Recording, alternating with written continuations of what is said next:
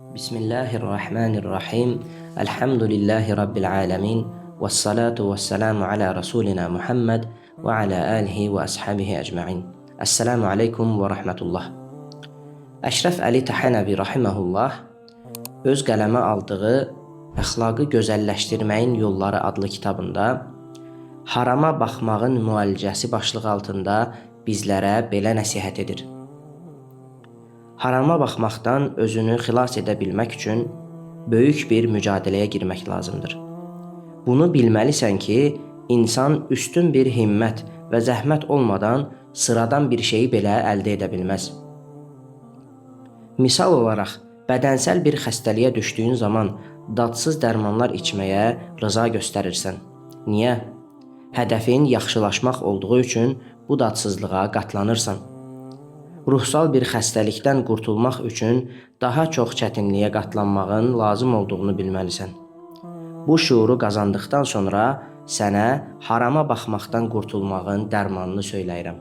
Bundan sonra Əşrəf Əli Təhanəvi rahiməhullah 12 başlıq altında harama baxmaqdan xilas olmağın yollarını bizlərə xatırladır. 1. Harama baxmaq kimi bir halla qarşılaşsan, ilk öncə bunu düşün. Baxacağın qadının, ana və atası sənin bu halından xəbərdar olarsa, sənin halın necə olar? Bunun üçün biraz qorxu və utanmağa qapılacaq olsan, o zaman hər şeyi haqqıyla bilən Rəbbinin səni gördüyünü düşün. Sən onun verdiyi nemətləri istifadə edərək onun huzurunda haram işləyirsən. Bunun üçün utanmağın lazım deyilmi? 2. Cəhənnəmin əlim əzabını xatırla. 3. Özünə bu sualı soruş.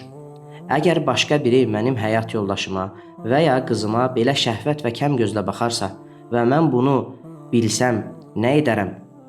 Ölmək və ya öldürmək üçün belə hazır olmaramı? Eynisi başqa insanlar üçün də keçərli deyilmi? Dolayısıyla onun yaxınları da məni öldürməyə qalxar və bu aramızda əbədi düşmənçiliyə yol açar. 4. Harama göz dikmə xəstəliyinə qarşı ən təsirli dərman Allahın bizi gördüyünü və qiyamət günündə hər kəsin önündə bunun hesabını soruşacağını təsəvvür etməkdir. Allahın verdiyi görmə nemətini haram yollarda istifadə edib əzaba layiq olmaq nə qədər də pis bir haldır. Mücahidə, yəni nəfslə mübarizə olmadan müvəffəqiyyət əldə edilə bilməz. Mücahidə ilk günlərdə nəfsə çətin gəlsə də sonra asanlaşar. Daha sonra harama baxmamaqdan ləzzət almağa başlayar. 5. Qəlbində günaha bir meyl hiss etdiyin zaman dəstəmaz alıb 2 rükət namaz qıl. Allahdan əfv dilə və bu xəstəlikdən qurtulmaq üçün dua et. Qəlbin günaha təkrar meyl edərsə, yenə bunları et. Bir gündə bir neçə dəfə eyni şeyləri etmək məcburiyyətində qala bilərsən. Lakin sonraki gün mütləqdir ki, nəfsinin zəiflədiyini hiss edəcəksən. 3-cü gün bəlkə o harama qarşı heç bir istək səndə yaranmayacaqdır. Beləcə yavaş-yavaş harama baxma xəstəliyindən xilas olacaqsan. Çünki namaz nəfsə ağır gəlir. Namaza durduğunda azacıq da olsa dad aldığını görən nəfs, bu hər zaman namazla məşğul olur. Ən yaxşısı namaz qılmasın da elə harama baxmaqdan uzaq qalsın deyəcəkdir. Dolayısıyla şeytan artıq vəsvəsə verməkdən uzaq durar. 6. Bir dəfə gördüyün birinə qarşı belə əlində olmadan bir meyil hiss edə bilərsən. Bu sənin əlində olmadığı üçün bundan üzürlüsən və sorğuya çəkilməyəcəksən. Ancaq bu meylin ardınca getmək, o şəxsi düşünmək sənin əlində olan bir şeydir. Sən bundan məsul olacaqsan. Təkrar baxarsan, bundan hesaba çəkilərsən. Elə isə sənin üçün nə qədər çətin olursa olsun, fərqinə varmadan bir dəfə baxdığın birinə təkrar baxma. Bunun cəhənnəm atəşində yanmaqdan daha çətin olmadığını düşün. Bu üsula bir neçə gün baş vurduqdan sonra meyvəsini mütləq alacaqsan. Lazım olsa nəfsinə qarşı eyni qərarlılıqla ömür boyunca bu mücadiləni davam etdirməlisən. 7. Əgər harama baxıb günaha düşsən, etməyin lazım olan şey cəza olaraq nəfsinə ağır gələcək bir şəkildə nafilə namaz qılmağındır. Bu namazın müəyyən bir rükəti yoxdur. Dolayısıyla 20 rükət qıla biləcəyin kimi 4 rükət də qıla bilərsən. 8. Cəhənnəmi xatırlamaq və qiyamət günündə harama baxan gözlərin atəşlə doldurulacağını düşünmək bu mövzuda çox təsirli bir yöntəmdir. 9. Nəfs sənə bir dəfə olsun doya-doya harama bax, daha sonra buraxarsan deyə bilər. Amma sən buna aldanma. Çünki bunu etdiyində nəfsin günah işləməyi daha çox arzulayacaqdır. Onun üçün mümkün mərtəbə onu ələ almağın lazımdır. Nəfsin hər istəyinə qarşı gəlsən, zamanla zəifləyər. Lazım olsa həyatı boyu bu çətinliyi çəkmək lazımdır. Çətin də olsa Allahın rızasını qazanmaq üçün bu əziyyətə qatlanmağa hazır ol. Allah istəyərsə qısa bir zamanda səni bundan xilas edə bilər. Ya da bir müddət səni öz halınla buraxa bilər. Hər iki halda da mücahidədən vaz keçmə haqqın yoxdur. Məsələn, gözləri görməyən bir şəxs nə edər? Ölümü mü seçər, yoxsa bununla mübarizə aparıb həyatını mı sürdürər? Sən də eyni şəkildə nəfsə qarşı ömür boyu mübarizə aparacaqsan. Səbir və qərarlılıqla yoluna davam et, Allahın izni ilə qalib gələcəksən. Sonuna qədər verdiyin mücadilədə nəfsinə qalib gələ bilməsən də bunun bir zərəri yoxdur. Sən həyat boyu mücadilə üçün hazır olsan, Allahın izni ilə bu təslimiyyətin bərəkəti sayəsində qısa bir zamanda xilas olarsan. Bu mübarizəyə başla və gör. Necə bir fərahlıq və rahatlıq hiss edəcəksən. Zəhmətə qatlanmağa hazır olmadıqca rəhmət gəlməz. Dünyəvi işlərin üçün gözə ala bilməyəcəyin zəhmət yoxdur. Məsələn, məhkəmə qərarı ilə izləmə altına alındığın zaman necə davranarsan? Məhkəmə tərəfindən sənə qoyulan qadağaları çeynəməyə cürət edə bilərsənmi?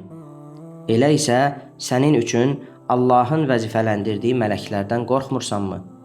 Əslində sən çətinliyi qəbul etməkdən qaçırsan, yoxsa imkansız deyə bir şey yoxdur. Sən Allahı buraxıb keçici bir rahatlıq istəyirsən, halbuki həqiqi rahatlığı biraz çətinlik çəkdikdən sonra Rəbbini anmaqda tapacaqsan. Harama qarşı qəlbindəki duyğuları heç bir zaman yox edə bilməyəcəyini unutma. Onsuz da bununla mükəlləf də deyilsən. Hətta yox etməyə çalışmağın şeytanın bir vəsvəsəsidir. Belə ki, onsuz da günahdan zövq duymasan, bundan uzaq durmağın bir fəziləti də olmaz. Korun mən harama baxmıram deməsinin nə mənası var? İqtidarsız olduğu üçün qarşı cinsə meyl etməyən birinin mən zina etmərəm deyə özünü öyməsinə nə deyə bilərsən? Demək ki, fəzilət və kamal haram işləmə duyğusunu yox etməkdə deyil, buna qalib gəlməkdədir. Onun üçün bu duyğunu yox etməklə məsul deyilsən. Hətta bəzi hallarda bu icazəli də deyildir. Hacə Əzizul Haq bir şeirində belə deyir: Allah üçün çırpınan qəlbdə var olan dad, nə mürşidin yanında var, nə də əyləncə yerində. Nə badə, ağbəniz, gözəl üzlü sevgilinə baxma. Bir dəfə belə gözlərini onun tərəfinə çevirmə. Uzaqdan Allaha sığınıram deyərək dua et və de ki, ey Rəbbim, sən cəhənnəm atəşindən məni qoru. Ey aşiq, gözəlləri düşünməkdən qəlbini təmizlə və bil ki, ancaq Allah sevgisi əbədi olandır. Zahirdəki gözəlliyə aldanıb sevməyə başlamısansa, bilmiş ol ki, gözəl ilan sancıb gedəcəkdir. Ey bahar havasının gözəlliyinə qərq olub cəhcəh vuran bülbül, irəlidə sərt və soyuq qış günləri də gələcəkdir. Gözəlləri sevən minlərcə insan var məzarda, ancaq bilməyənlər sonlarını heç düşünməzlər. Bir başqa şeir isə belədir: qəlbimdəki sevgi duyğusu sənin adını torpaqdan heykəl etməyə bizi məcbur buraxmışdır. Ey qəlbim, rəngli günlərə aldanıb sevgi bəsləmə, ardından çətin günlərin gələcəyindən əmin ol.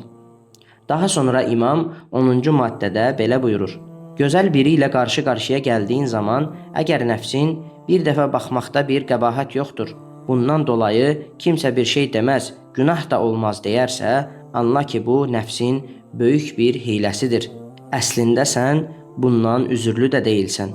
Bu şəkildəki ilk baxışın da haramdır. 11. Harama göz dikdiyin zaman bunu düşün. Bir müəllimin və ya mürşidin səni bu halda görsə, üzünü başqa tərəfə çevirməzsənmi? O halda Allahın gözətimi altındaykən necə belə bir harama düşə bilirsən? 12. Son olaraq unutma ki, harama baxmaqdan qorunmaq sənin əlində olan ixtiyari bir işdir. Sən bundan məsulsan və çətin bir mücadilə vermədən bu məsuliyyəti yerinə gətirə bilməzsən. Allah Azze və Cəllə bizə də bu nəsihətlərə əməl etməyi nəsib etsin və bizi harama baxmaqdan mühafizə etsin. Vəlhamdülillahi Rabbil aləmin.